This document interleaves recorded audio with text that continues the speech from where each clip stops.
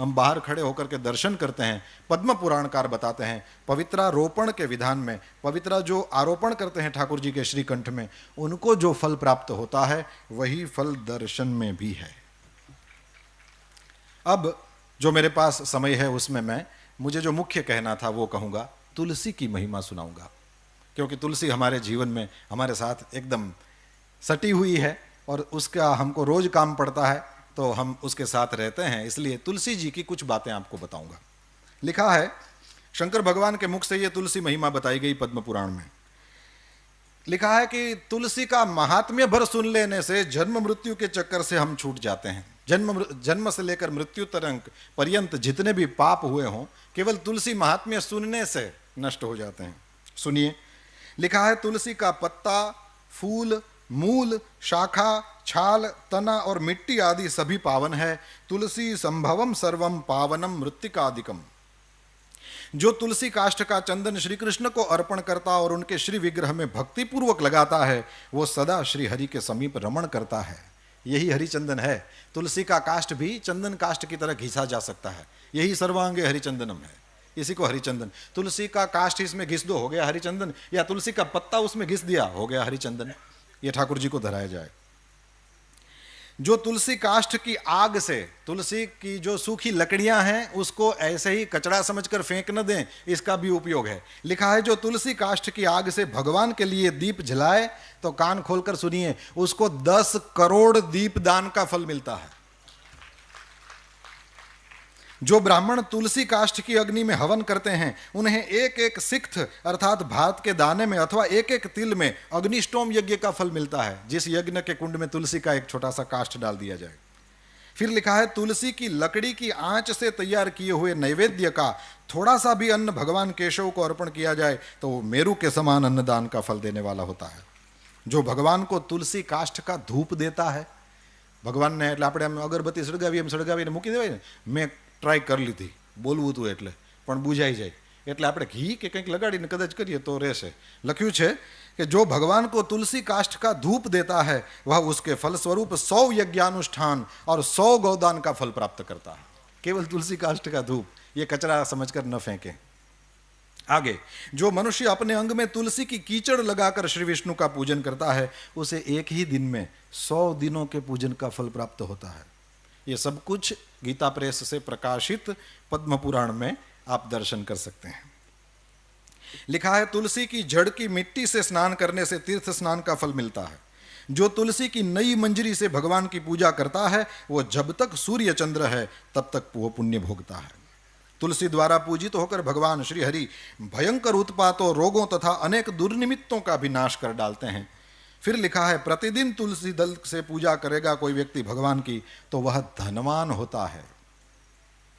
तुलसी की मूर्ति संपूर्ण सिद्धियों को प्रदान करने वाली है। फिर लिखा है पार्वण श्राद्ध के अवसर पर श्रावण मास में तथा संक्रांति के दिन तुलसी का पौधा लगाना ये अत्यंत पुण्यदायी है। तुलसी की जड़ में ब्रह्मा जी रहते हैं, मध्य भाग में भगवान जनार्दन रहते हैं और मंजरी में रुद्रदेव का निवास है, इसलिए शायद मंजरी रुद्रदेव को चढ़ती है। जिस घर, गांव या वन में तुलसी का वृक्ष हो वहां जगदीश्वर श्री विष्णु प्रसन्न चित्त होकर निवास करते हैं। उस घर में दरिद्रता नहीं होती, वहां दुख भय रोग नहीं ठहरते। जहां तुलसी की सुगंध लेकर हवा चलती है वहां की 10 दिशाएं और 4 प्रकार के जीव पवित्र हो जाते हैं। जिस घर में तुलसी के मूल की मिट्टी हो वहां संपूर्ण देवता तथा कल्याणमयी भगवान श्री हरि सर्वदा स्थित रहते हैं। विशेषतः, अब ये थोड़ा अनजान सा लगेगा पर सुनेंगे तो बड़ा आनंद आएगा। लिखा है विशेषतः शिव मंदिर में यदि तुलसी का वृक्ष लगाया जाए तो उसमें से जितने बीज तैयार होते हैं, मंजरी और मंजरी जब सूख जाए तो उसमें से बीज तैयार होते हैं, उसी को बो दें, आपको कहीं उसके पौधे लेने जाने की जरूरत नहीं, अपनी ही तुलसी से बार बार आप अपना तुलसी का पौधा नया कर लेंगे। तो मंजरियों को संभालना चाहिए, उससे वहीं फिर हमको ये विदेशों में रहने वाले जब तुलसी संभालना चाहें तो उनके लिए बहुत अच्छा ये मंजरी वाला उपाय है। तो लिखा है कि शिव मंदिर में यदि तुलसी का वृक्ष लगाया जाए तो उसमें से जितने बीज तैयार होते हैं, फिर कान खोल के सुने, उतने ही युगों तक मनुष्य स्वर्गलोक में निवास करता है। भगवान के समीप पृथ्वी तल पर तुलसी लगाने से सदा वैकुंठ की प्राप्ति। तुलसी सर्वत्र पवित्र है और पुण्य तीर्थों में वो अधिक पावन मानी गई है। और फिर लिखा है कि तुलसी वृक्ष के बगीचे का दर्शन और स्पर्श कर लेने मात्र से भी ब्रह्म हत्या आदि पाप नष्ट हो जाते हैं। जिनका मृत शरीर, अब थोड़ी और्ध्वदेहिक बातें भी कर लें और फिर मैं पूरा करूंगा। लिखा है जिनका मृत शरीर तुलसी काष्ठ की आग से जलाया जाता है वे विष्णु लोक में जाते हैं। ये जब से मैंने पढ़ा है, मैं जहां भी पहुंचता हूं, किसी की अर्थी वगैरह को देखता हूं, अपने घर से तुलसी काष्ठ ले जाता हूं या वहां कहीं खोज करके उसमें डाल देता हूं। इसमें सबसे पहली मेरी दादी माँ थी।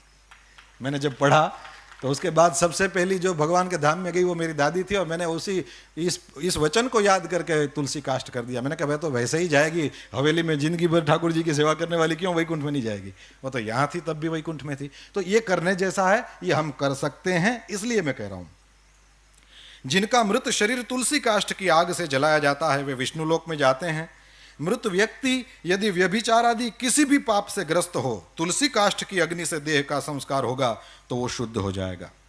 लिखा है जिसकी मृत्यु के समय श्री हरि का कीर्तन स्मरण और तुलसी की लकड़ी से जिस शरीर का दाह किया जाए उसका पुनर्जन्म नहीं होता। आपको लगेगा कि इतने सारे तुलसी काष्ठ कहाँ से लाएं, क्योंकि मनुष्य शरीर के लिए तो ज्यादा चाहिए। तो यहां लिख दिया है यदि दाह संस्कार के समय अन्य लकड़ियों के भीतर एक भी तुलसी काष्ठ हो तो करोड़ों पापों से युक्त होने पर भी मनुष्य की मुक्ति हो जाती है। तुलसी काष्ठ से मिश्रित होने पर सभी काष्ठ पवित्र हो जाते हैं। वैसे श्मशान में यदि कभी जाना हो तो लिखा है कि श्मशान का वो जो मृतक अग्नि है, चिता जब जलाई जाए तो मृतक जो अग्नि है उसमें से जो धुआं उठता है, वो धुआं यदि स्पर्श कर जाए तो लिखा है कि जन्म भर किया हुआ पुण्य खत्म हो जाता है। अब यहां और कुछ लिखा है, यदि तुलसी का स्पर्श करा दिया जाए तो क्या होगा। लिखा है जिस अग्निशाला या श्मशान में घी के साथ तुलसी काष्ठ की अग्नि प्रज्वलित होती है वहां जाने से मनुष्यों का पातक भस्म हो जाता है। उसमें पुण्य भस्म हो जाने की बात है, यहां पाप भस्म हो जाने की बात आई। तुलसी काष्ठ की अग्नि से मृत मनुष्य का दाह होता देख क्या होता है, बोले विष्णुदूत ही आकर उसको वैकुंठ में ले जाते हैं। वो करोड़ों जन्मों के पापों से मुक्त होकर भगवान विष्णु को प्राप्त करता है। जो मनुष्य तुलसी काष्ठ की अग्नि में जलाए जाते हैं उन्हें विमान पर बैठकर वैकुंठ में जाते देखकर देवता उनके ऊपर पुष्पांजलि चढ़ाते हैं। ऐसे जीव को देखकर भगवान विष्णु और शिव संतुष्ट होते हैं, और लिखा है श्री जनार्दन सामने जाकर हाथ पकड़कर अपने अक्षरधाम में ले जाते हैं। और फिर पिंडदान की बात, पिंडदान में लिखा है कि तुलसी दल को मिलाकर पिंडदान करने से 100 वर्ष तक पितर तृप्त रहते हैं। यह तो किया ही जाता है। तुलसी वन की छाया में पितरों को तर्पण करना चाहिए। वहां किया हुआ पिंडदान लिखा है पितरों के लिए अक्षय होता है। और 260वां अध्याय, इसमें समुद्र मंथन की कथा है, और समुद्र मंथन की कथा में नई बात लिखा है महालक्ष्मी जी प्रकट हुई, फिर चंद्रमा प्रकट हुए, और पद्म पुराण का वचन है कि चंद्रमा प्रकट हुए जो हम सबके मामा हैं। पद्म पुराण में लिखा है कि चंद्रमा हम सबके मामा हैं। ये केवल हमारी दादियों से सुना हुआ नहीं है, पुराण भी इसके साक्षी देता है कि चंद्रमा सबके मामा हैं। अब मैया है महालक्ष्मी जी, श्री जी, और मामा हो गए ना। और फिर लिखा है कि इनके बाद समुद्र मंथन से भगवान श्री हरि की पत्नी तुलसी जी प्रकट हुई, जो परम पवित्र है और संपूर्ण विश्व को पावन बनाने वाली है। जगन माता तुलसी का प्रादुर्भाव श्री हरि की पूजा के लिए ही हुआ है। और सच में कभी भी श्री हरि का दर्शन करिए, मंगला के बाद जब ऋषि कुमार ठाकुर जी को सजा देते हैं पुष्पों की मालाओं से, तो उनके चरणों का फिर दर्शन नहीं होता। वो इसलिए नहीं कि नहीं कराना चाहते, लेकिन इसलिए कि उसमें तुलसी से वो दोनों चरण अच्छा देते रहते हैं। अंत में श्री राजेंद्र दास जी महाराज के द्वारा सुनी हुई एक बात कह करके पूरा करूंगा। उन्होंने कहा कि तुलसी जी क्यों इतनी ज़्यादा चढ़ाई जाती हैं। बोले इसलिए चढ़ाई जाती हैं कि तुलसी की जो मंजरी होती है, उस मंजरी में सफ़ेद छोटे छोटे फूल होते हैं, उसमें से कोई सुगंध आती है।